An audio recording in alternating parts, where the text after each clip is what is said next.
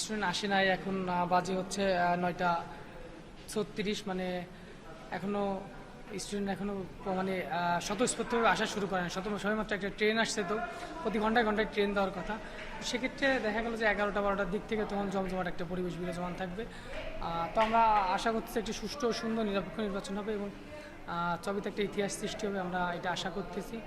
আর আমাদের আরেকটা আশা হচ্ছে যে বিশ্ববিদ্যালয়ের সকল শিক্ষার্থীর জন্য ভোট দিতে আসে। যত বেশি শিক্ষার্থী আসবে ততই আমাদের জন্য ভালো। তো আমরা দেখি, চেষ্টা করতেছি ভোটারদের আনার জন্য, কতটুকু সফল এটা তো আল্লাহ তাআলাই জানেন।